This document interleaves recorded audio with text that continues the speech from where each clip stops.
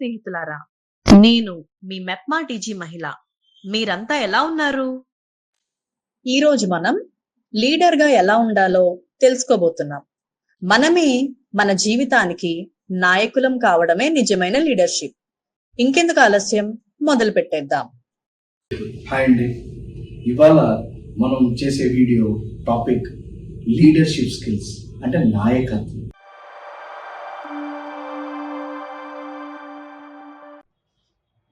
ఒక చెప్తాను మీకు. 1960లో ఆ సమయంలో మనకి లార్జ్ ఫ్యామిలీస్, పెద్ద ఫ్యామిలీస్ ఉండేవారు. అంటే మన తాతగారు ముత్తాతల సమయాల్లో మీరు చూసినట్లయితే కుటుంబంలో 10 మంది 12 మంది ఉండేవారు. అందులో ఒక పెద్ద ఉండేవారు. తాతగారు ఎవరైతే పెద్దగా ఉండేవారో ఆయన పెద్దగా ఉండి, అమ్మమ్మ గారు నాన్నమ్మ గారు ఎవరైతే ఉన్నారో ఆమె ఇంటిలో ఒక డాక్టర్, ఒక అడ్వైజర్, ఒక కేర్ టేకర్, ఒక కౌన్సిలర్. ఈ తాతగారు ఎవరైతే ఉండేవారో finance minister, family head, single decision, single formula. 10 మంది మాట్లాడేవారు కాదు, ఒకే వ్యక్తి అందరికీ సరి సమానంగా చూసేవారండి. ఇంట్లో ఏదైనా ప్రాబ్లం వచ్చి మీకు గుర్తుందో లేదో, మనకి ఏదైనా కట్ అయిపోతే గ్రూప్ వేస్తారు, లేదా పసుపు వేస్తారు. అప్పట్లోనే మన దగ్గర ఇంట్లో డాక్టర్స్ ఉండేవారండి, నాటు వైద్యం చేసేవారు. ఏదైనా ప్రాబ్లం వచ్చినా, భార్యాభర్తల మధ్యలో సమస్యలు వచ్చినా వాటికి ఒక పంచాయతీ ప్రెసిడెంట్ లాగా తాతగారి ఇంట్లోనే చేసేవారు. అన్ని ఇంట్లోనే ఉండేవండి. ప్రపంచం చిన్నది, మనసులు పెద్దగా ఉండేవి. దాని తర్వాత 1980-90 ఆ సంవత్సరానికి లార్జ్ ఫ్యామిలీస్ అయ్యాయి, తర్వాత జాయింట్ ఫ్యామిలీస్ అయ్యాయి, దాని తర్వాత స్మాల్ ఫ్యామిలీస్ అయ్యాయి, తర్వాత న్యూక్లియర్ ఫ్యామిలీ అంటే ఒక తండ్రి, తల్లి, ఒకటి లేదంటే 2 పిల్లలు. అంటే పెద్దవాళ్ళ సపోర్ట్ అనేది లేకపోవడం. దీనివల్ల ఏమైందంటే ఆలోచన విధానాలు మారిపోయి, లీడర్షిప్ స్కిల్స్ పోయాయి. ఎవరికి వారే డిపెండెంట్, నువ్వా నేనా, మీరా మేమా అనే స్థాయిలో జనాలు రావడం వల్ల కొద్దిగా ఈ లీడర్షిప్ స్కిల్స్ అనేవి బాగా తగ్గిపోయి, ఫ్యామిలీ రిలేషన్స్ కూడా పడిపోయాయి. నాకు తెలిసిన ట్రూ లీడర్స్ ఆడవాళ్ళు నేను చూసింది ఒకటి మా అమ్మగారు, ఇవాళ ఈ స్థాయికి మమ్మల్ని తీసుకొచ్చారు. మా పెద్దమ్మ, 2 పిల్లలు ఇవాళ సింగపూర్లో పనిచేస్తున్నారు. ఆ రూపాయి దాచింది. ఒక నెలలో ఒక్కసారి బిర్యానీ తినేవారు. అలాగే సంవత్సరంలో 1-2 సార్లు సినిమాకి తీసుకెళ్ళేవారు మా పెద్దనాన్న గారు. అలాగే మా అత్తయ్య గారు, మా చుట్టుపక్కల ఉన్న కొంతమంది, నా బెస్ట్ ఫ్రెండ్ రవి వాళ్ళ అమ్మగారు, ఆమె రోజు మేము పకోడీ బజ్జీ తిన్నా కూడా ఆ పిల్లలు ఏ రోజు పకోడీ బజ్జీలు తినేవారు. పొద్దున్న అన్నం, మధ్యాహ్నం అన్నం, సాయంత్రం అన్నం, రాత్రి 4 పూటల అన్నం పెట్టి 4 పూట ఇంటి వంట చేసి బయట ఏమి కొనుక్కోకుండా రూపాయి పోగేసి చిన్న మొత్తంలో వచ్చిన జీతంలో మూర్తి గారు, మా అంకుల్ గారు, అకౌంటెంట్ గా పనిచేసేవారు. అప్పట్లో ఆయనకి 8,000 ఎంత వచ్చింది 1996లో. దాంతోనే మెల్లిమెల్లిగా తీసుకుని ఇవాళ నా స్నేహితుడు ఒక కంపెనీలో వైస్ ప్రెసిడెంట్ గా బాంబేలో పనిచేస్తున్నాడు. వాళ్ళ అన్న ఒక సాఫ్ట్వేర్ కంపెనీలో పనిచేస్తాడు. ఇవన్నీ జరగాలంటే ఇంట్లో ఉండే మహిళలు, మా ఆడవాళ్ళు ఎంత త్యాగం చేసి ఉండాలి, ఎన్ని కష్టపడి ఉండాలి, ఎన్ని నోరు కట్టి ఉండాలి, బట్ట గురించి ఆగి ఉండాలి. అలా చేసి ముందుకొచ్చి మమ్మల్ని అందరినీ ఈ స్థాయికి తీసుకొచ్చాను. సో వీళ్ళ గురించి చెప్పాను. ఇప్పుడు ఈ లీడర్షిప్ స్కిల్స్ లో ఎటువంటివి మనం డెవలప్ చేసుకోవాలి, మీరందరూ డెవలప్ చేసుకుంటే మీరు కూడా సక్సెస్ అయ్యి చాలా మంది రోల్ మోడల్స్ అయ్యి ఉంటారు. మీరు చూసి ఆల్రెడీ సక్సెస్ఫుల్ గా ఉన్నవారు మీ చిన్నవాడికి నేర్పించాలని నేను కోరుకుంటున్నాం. సో నెక్స్ట్ మనము దీని స్కిల్ సెట్స్, ఎటువంటి విషయాలు, ఓ సక్సెస్ఫుల్ స్టోరీస్ గురించి మనం మాట్లాడుతున్నాం. ఇప్పుడు లీడర్షిప్ క్వాలిటీస్ గురించి మనం మాట్లాడబోతున్నాం. లీడర్షిప్ క్వాలిటీస్ అంటే నాయకత్వ గుణాల గురించి మాట్లాడబోతున్నాం. మొదటిగా కాన్ఫిడెన్స్. ఎంత కాన్ఫిడెంట్ గా మీరు లోపల ఉన్నారు, అవతల వారు చూసేటప్పుడు కూడా అదే కాన్ఫిడెన్స్ వాళ్ళ ముఖంలో మీ గురించి కనిపిస్తుందా, దాని గురించి మనం ఇప్పుడు చర్చించబోతున్నాం. అడాప్టబిలిటీ, అనుకూలత, సిచ్యువేషన్స్ కి తగినట్లు ఎప్పటికప్పుడు మనం అడాప్ట్ చేసుకొని దానికి అనుకూలంగా వెళ్ళగలుగుతున్నామా. మూడవదిగా రిలేషన్షిప్, బంధాలు. మన చుట్టుపక్కల ఉన్న వాళ్ళతో మన బంధాలు ఎలాగ మనం పెంచుకుంటున్నాము, ఉంచుతున్నాము. ఒక నాయకురాలికి అతి ముఖ్యమైన ఒక స్కిల్ బంధం, రిలేషన్షిప్ అంటే. అందులో ఇప్పుడు ఏమంటారు, పబ్లిక్ రిలేషన్షిప్ అంటారు. అది ఖచ్చితంగా మన దగ్గర ఉండాలి. దానికి కావాల్సిన విషయాల గురించి మనం మాట్లాడుకుంటున్నాం. విజన్, ముందు చూపు, ఎలా ఆలోచించాలి, తర్వాత ఇటువంటి సిచ్యువేషన్ వస్తే ఒకవేళ కింద పడిపోతే ఎలా లెగాలి, ఎలా తీసుకురావాలి. నిన్న విజి సిద్ధార్థ్ భార్య గురించి, coffee coffee day Malvika Hegde గురించి మనం మాట్లాడాం. 7,000 కోట్ల కంపెనీ పడిపోతే ఎలా పైకి వచ్చింది. ఒక విజన్ ఉండాలి, డేరింగ్ ఉండాలి, బోల్డ్ గా ఉండాలి, నిలబడాలి, అవతల వారు మనల్ని నమ్మేటట్టు ఉండాలి. నమ్మకమే పెట్టుబడి. అవతల వాళ్ళు మనం నమ్మితే అదే మన పెట్టుబడి, అదే మన వ్యాపారం, అదే మన జీవితం. నమ్మకాన్ని పెంచాలి. ఇప్పుడు వీటి గురించి ఒక్కొక్క దాని గురించి డీటెయిల్ గా మాట్లాడదాం, సరేనండి. కాన్ఫిడెన్స్, మళ్ళీ నమ్మకం, బిలీవ్ ఇన్ యువర్ సెల్ఫ్ అని అంటారు. ఇప్పుడు ఒక చిన్న ఉదాహరణ ఇస్తాను. మీరు ఎప్పుడైనా ట్రైన్లో వెళ్ళారా, బస్సులో, ఫ్లైట్లో, షిప్లో మీరు ప్రయాణించినట్లయితే ఎప్పుడైనా ఒక విషయం మీరు గమనించారో లేదో, రాత్రిపూట మనము ప్రయాణించినప్పుడు కానీ, పొద్దున్న పూట మనం ప్రయాణించినప్పుడు కానీ, ఆ బస్సు, ట్రైన్, ఫ్లైట్ మనం ఎక్కినప్పుడు మనం నిద్రపోతాం. ఎంత నిద్రపోతాం అంటే, పొద్దున్న పలానా చోటుకి మనం వెళ్ళబోతున్నాము, అంతవరకు ఏ టెన్షన్ లేదు, నిద్రపోతాం. అంటే నడిపే డ్రైవర్ ఎవరో మనకి తెలియదు, ఆయన పేరు తెలియదు, ఆయన ఎవరో తెలియదు, ఆయన్ని చూడం. కానీ ఒక నమ్మకం, మనం సేఫ్ గా మనం చేరాల్సిన చోటుకి చేరతాం. అంటే ఒక మూడవ వ్యక్తి, తెలియని వ్యక్తి మన సేఫ్ గా మన జర్నీని తీసుకెళ్తారు అని మీరు నమ్మగలిగిన వారు, మిమ్మల్ని మీరు ఎందుకు నమ్మటం లేదు?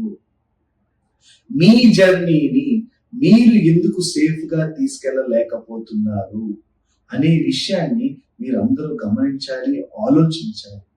మనకంట సేఫ్ గా మనల్ని ఎవరు తీసుకెళ్ళలేరు.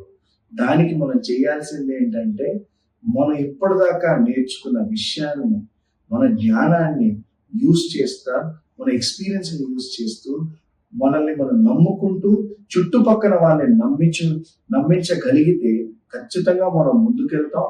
నమ్మకమే పెట్టుబడి అనే విషయం ఆల్రెడీ చెప్పుకున్నాను. సో దాని మీద మీరు వర్క్ చేయాలి. మీరు ఎంత స్ట్రాంగ్ గా ఉంటారో, మీరు ఎంత కాన్ఫిడెంట్ గా చేసే పనులు చేస్తారో, అప్పుడే మీ ఇంటి వారు, మీ చుట్టుపక్కల ఉన్నవారు మీ ముందుకి వస్తారు. మీరు ఎంత కాన్ఫిడెంట్ గా ఉంటారో, అప్పుడు మీరు చేసే పనులన్నీ కూడా చాలా సులభంగా ఉంటాయి. చాలా చాకచక్యంతో మీరు ముందుకు వెళ్ళగలుగుతారు. So believe yourself. అడాప్టబిలిటీ, అనుకూలత.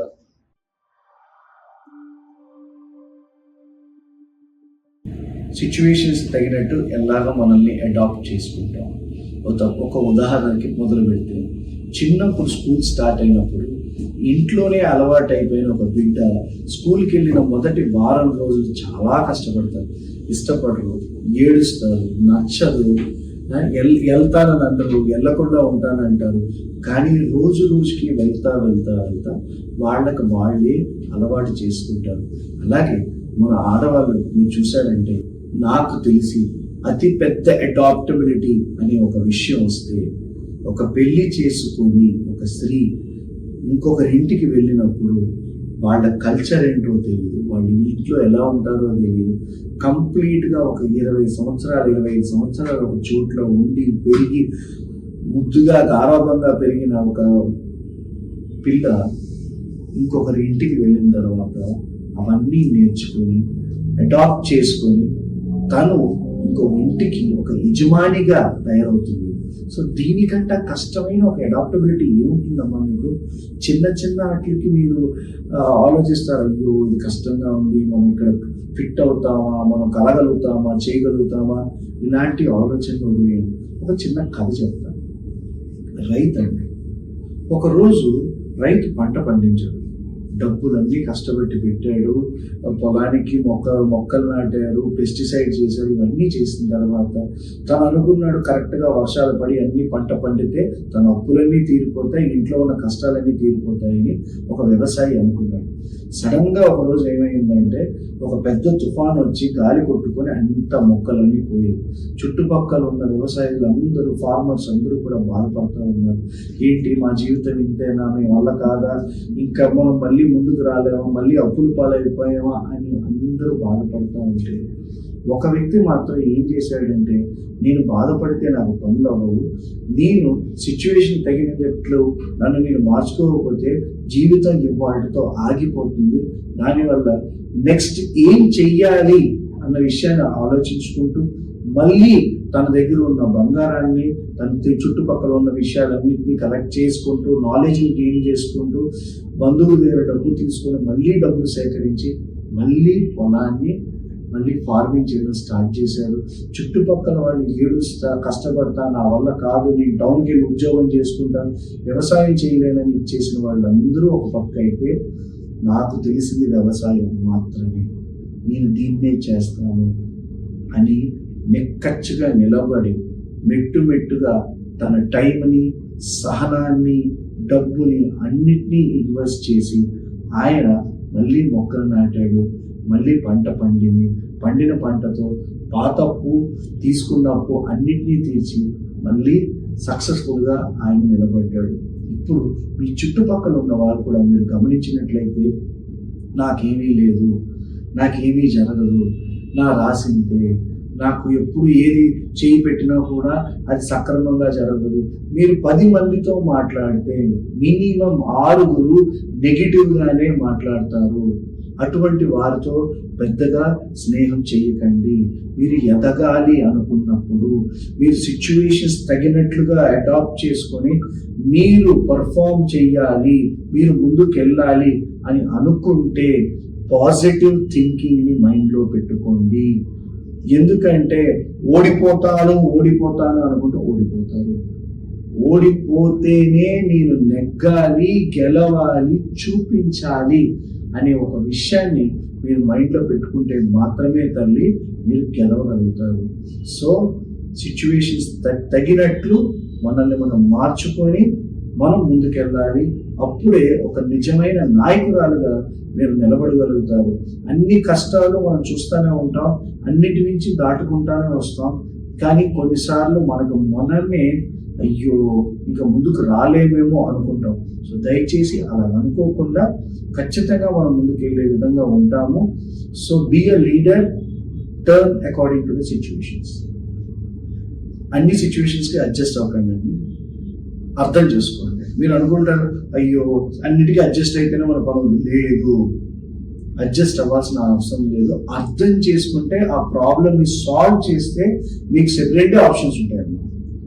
ఒకటి, ఇంకా నా వల్ల కాదు, ఇంకా నాకు ఎలాగోలా అడ్జస్ట్ అయితేనే కానీ నాకు కావాల్సిన పని అవ్వదు అనేది ఒకటి ఉంటుంది. రెండోది, ఆ ప్రాబ్లమ్ని అర్థం చేసుకొని దాన్ని కంప్లీట్గా పరిశీలించి దానికి కావాల్సిన సొల్యూషన్స్ని మనం ఐడెంటిఫై చేసుకుని ముందుకెళ్ళగలిగితే సక్సెస్ఫుల్గా అయిపోతాం. సో ఒక లీడర్కి కావాల్సిన ఒక మెయిన్ స్కిల్ ఏంటంటే ప్రాబ్లమ్ని సాల్వ్ చేయాలి, కానీ ప్రాబ్లమ్ని చూసి పారిపోకూడదు. సిచ్యువేషన్లో మనం నిలబడాలి, కానీ సిచ్యువేషన్ చూసి మనం వెళ్ళిపోకూడదు. మందలో ఒకరుగా ఉండకూడదు, మంద మనల్ని చూసేటట్టు ఉండాలి, వాళ్ళ ముందు మనం నిలబడేటట్టు ఉండాలి. సో అలాంటి విషయాన్ని మీరు గమనించి మీ చుట్టుపక్కల మీ పరిస్థితుల్ని మీరు ఒకసారి ఆలోచించుకొని ఒక లీడర్గా తయారవ్వాలి అని అనుకుంటే దయచేసి don't give up. Relationship, strong relationship ఉండాలి. బంధం చాలా గట్టిగా బలపడి ఉండాలి. మన దగ్గర పనిచేసే వాళ్ళతో ఒక వ్యాపారస్తులుగా మీరు ఒకటి గమనించాలి ఏంటంటే, మన దగ్గర పనిచేసే వాళ్ళకి మర్యాద ఇవ్వాలి, వాళ్ళకి ఎటువంటి కష్టమైనా మనం నిలబడేటట్టు ఉండాలి, వాళ్ళ కష్టాన్ని అర్థం చేసుకున్నట్టు ఉండాలి. అప్పుడే మన దగ్గర ఎక్కువ కాలం పనిచేస్తారండి. ఎందుకు చాలా చోట్లలో, చాలా కంపెనీల్లో సంవత్సరాల తరబడి ఎంప్లాయీస్ పనిచేస్తారంటే ఒకటే కారణం ఏంటంటే నమ్మకం, ప్రేమ, వినయం, విధేయత. ఇవి ఉంటే మాత్రమే మన దగ్గర ఉంటారండి. మనం వ్యాపారం చేస్తున్నామని ఇష్టం వచ్చినట్టు తిప్పినట్లు కానీ, దయచేసి మన దగ్గర పని చేసే వాళ్ళని గౌరవించాలి. అలాగే మన ఇంట్లో పిల్లలు లేకపోతే మన బంధువులు కొంతమంది చాలా స్ట్రైట్ ఫార్వర్డ్గా మాట్లాడతారండి. అలా ఏదైనా ముక్కుసూటిగా నా వల్ల కాదు, నేను చేయలేను అని ఇలాగా మీలో ఎవరైనా ఉన్నట్లయితే దయచేసి కొంత మార్చుకొని తల్లి. ఇవాళ ఉన్న సమాజంలో ముక్కుసూటిగా కొన్ని చోట్లలో మాట్లాడగలం అని అన్ని చోట్లలో మాట్లాడలేం. అందులో ఒక లీడర్గా, నాయకురాలుగా మీరు మీ కుటుంబాన్ని ముందుకు నడిపించాలి అనుకునేటప్పుడు కొద్దిగా దిగాలి, కొద్దిగా అనగాలి. అప్పుడే అవతల వారు మీకు మర్యాదిస్తారు. ప్రతిదీ సూటిగా ఒకే మాటలో తేల్చడం అనేది కష్టం. రెండోది, సహనంగా వినాలి, సహనంగా పనిచేయాలి. అవతల వాళ్ళకి కొద్దిగా జాగా ఇస్తేనే వాళ్ళ బాధలు ఏమిటో, వాళ్ళు చెప్పాలనుకున్నది ఏంటో తెలుసుకుందాం. అవతలి వారి బాధ ఏమిటో అని తెలియనప్పుడు ఖచ్చితంగా ఆ ప్రాబ్లమ్ని మనం సాల్వ్ చేయలేము. సాల్వ్ చేయలేని పక్షాన మనం ఒక నాయకురాలుగా మనం నిలబడలేము. So to develop a good relation మనము ఒక ప్రేమ పంచడమే కాకుండా అర్థం చేసుకునే విధంగా ఉండాలి. అవతల వాళ్ళు మనకిచ్చే మర్యాద బట్టే మన సొసైటీలో ఎదుగుతాం. ఇప్పుడు challenges as a women as a leader అంటే స్త్రీలు పనిచేసే చోట్లో లేకపోతే వ్యాపారం ఓనర్గా ఉండే చోట్లో ఎటువంటి ఛాలెంజెస్ మీరు ఫేస్ చేస్తారంటే, ఒకటి, చుట్టుపక్కల వారు వీళ్ళు చేయగలరా, ఇంతమంది మగాళ్ళ మధ్యలో నిల్చొని కంపీట్ చేయగలరా, వాళ్ళకి అంత వాయిస్ ఉందా, అంత కాన్ఫిడెన్స్ ఉందా, డెసిషన్స్ కరెక్ట్గా తీసుకోగలరా, తీసుకున్న డెసిషన్స్ మీద నిలబడగలరా అనే విషయాలు చాలా మంది మిమ్మల్ని తక్కువ చేసి మాట్లాడుతారు. అలాగ మాట్లాడిన ప్రతి ఒక్కరికి మీరు చేయాల్సిన ఒకటే పని ఏంటంటే, మేము చెయ్యగలమని నిల్చునేటప్పుడు కష్టపడాలి, రెండింతలు కష్టపడాలి, ముందుకు నిలబడి మనము ఏమిటో అని చూపించాలి అని అంటే చదవాలి, నేర్చుకోవాలి. పుస్తకాలు చదివితే సరిపోదమ్మా, మనుషుల్ని చదవాలి, సమాజాన్ని చదవాలి, చుట్టుపక్కల ఉన్న విషయాలు ఎలాగ సాల్వ్ చేస్తారో అని చదవాలి. ప్రతి ప్రాబ్లంకి సాల్వింగ్ ఎలా చేయాలి, ఆ సిచ్యువేషన్లో నేనుంటే నేను ఎలా చేస్తాను, లేదంటే నేను రోల్ మోడల్గా చూసే వ్యక్తి అక్కడ ఎలా సాల్వ్ చేస్తారు అని ఉండాలి. అండ్ మనం ఒక లీడర్ అవ్వాలంటే మనకు ఒక గురువు ఉండాలి. ద గ్రేట్ అలెగ్జాండర్ లాంటి ఒక ఎంపైర్కే అరిస్టాటిల్ అని గురువు ఉన్నారు. రామకృష్ణ పరమహంస గారు, స్వామి వివేకానంద గురువు ఉన్నారు. అలా ప్రతి ఒక్క గొప్ప వ్యక్తికి ఒక గురువు ఉన్నారు. మీరు ఒక గురువుని ఎదుర్కోండి. మీ జీవితంలో ఒక గురువు మిమ్మల్ని ముందుకు నడిపిస్తారు.